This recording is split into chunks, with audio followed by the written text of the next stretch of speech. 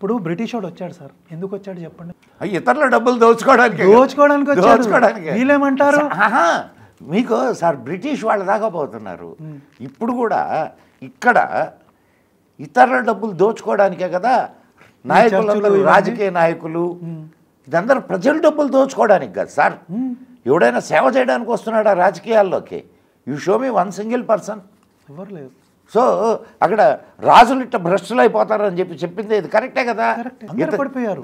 ఎవడు సార్ ఇతరుల డబ్బు దోచుకోకుండా ధర్మంగా బ్రతికేటటువంటి వాళ్ళు మొత్తం ఇండియాలో ఎంతమంది ఉంటారు sir? The most most most minimum అయిపోయారు. ఈవెన్ కొందరు ఎకనామిస్టులు కూడా ఒక ఫిగర్ చెప్పారు కదా సార్, 18వ శతాబ్దం కంటే ముందు India was the richest country.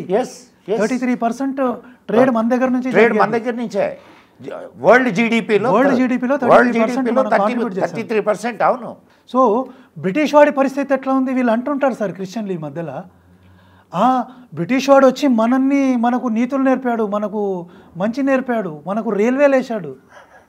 Sir 1828లో వాళ్ళ దేశంలో మొట్టమొదటి సార్వజనిక విద్యాలయం,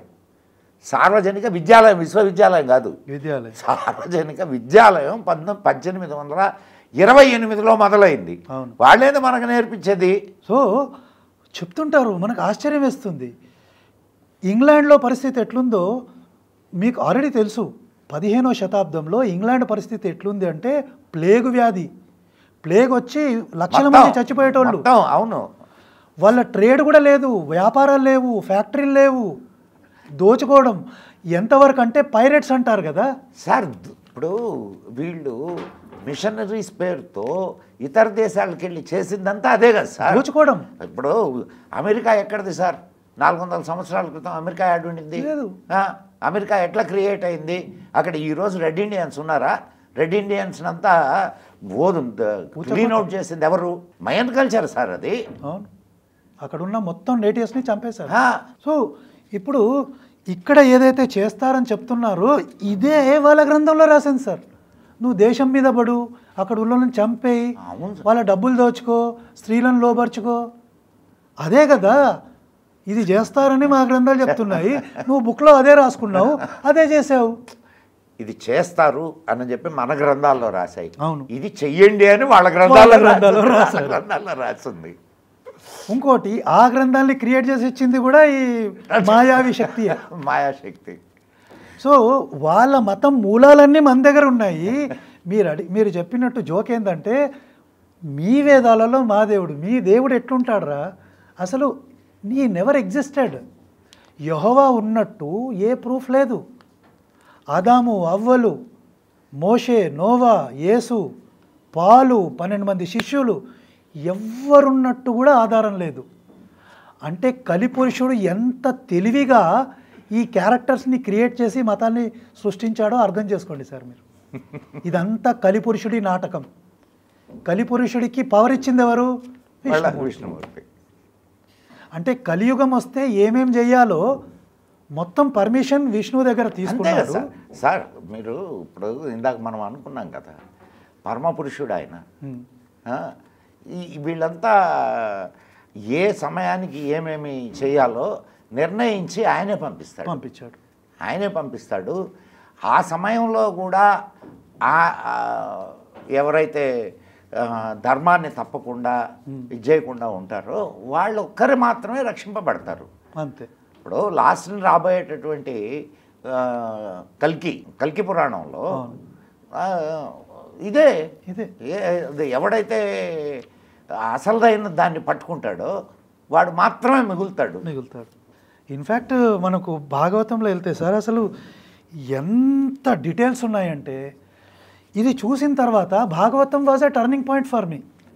ఇన్ని ఉన్నాయా భాగవతంలో సార్? అందుకే కదా సార్ భాగవతము.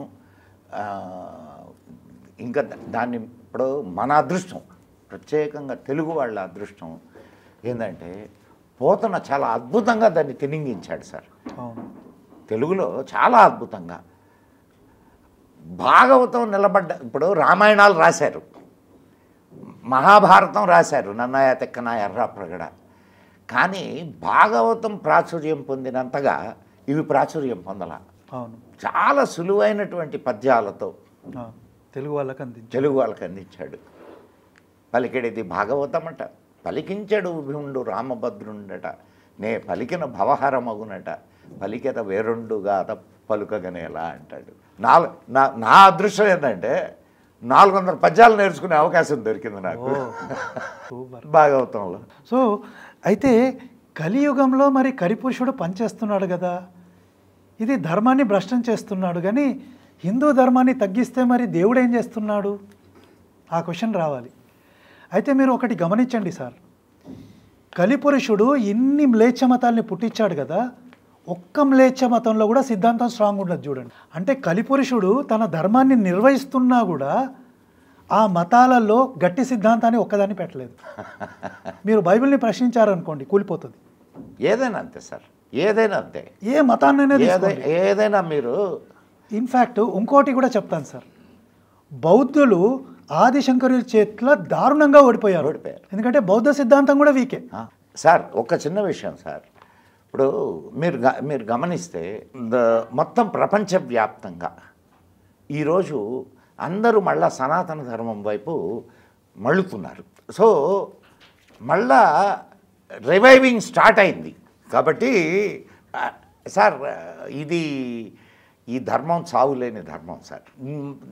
నా అవసరం కాదు సార్ ఇది. మీకు మనం ఒకటి అర్థం చేసుకోవాల్సిన విషయం కూడా ఉంది. ఇది నీ అవసరం నా అవసరం కాదు, ఆయనకు అవసరం. ఎందుకు? మళ్ళా ధర్మం ప్రతిష్ఠింపబడాలంటే ఈ ధర్మం ఇక్కడ నిలబడి ఉండాలా.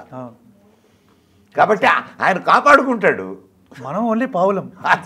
అయితే మనం ఇంకో మాట కూడా చెప్పుకున్నాం సార్, కలియుగం ప్రథమ పాదంలో ఉన్నాం. మరి ధర్మ ప్రశ్న జరగడానికి ఇంకెంత సమయం పడుతుంది అంటే ఇంకో 4800 సంవత్సరాలు ఉందంట. కానీ అట్లా కాదు సార్, ఇంకా అంటే కొన్ని క్యాలిక్యులేషన్స్ అయ్యి ఇంకొక 2000 సంవత్సరాలకి, అంటే 7000 సంవత్సరాలు ఒక యుగం అని చెప్పి, యుగము అనే దానికి చాలా రకాల ఇంటర్ప్రిటేషన్స్ ఇచ్చున్నారు.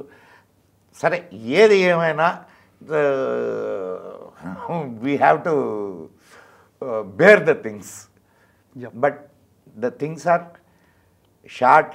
మనం మళ్ళా ధర్మానికి పెద్దపీట వేసేటటువంటి రోజులు వస్తాయి, దాంట్లో మనం సందేహించాల్సిన అవసరం లేదు అనేటటువంటి ఒక మంచి ఆశతో మనం ఈ కార్యక్రమానికి స్వస్తి చెప్దాం. ధన్యవాదాలు భాస్కర్ రాజు గారు.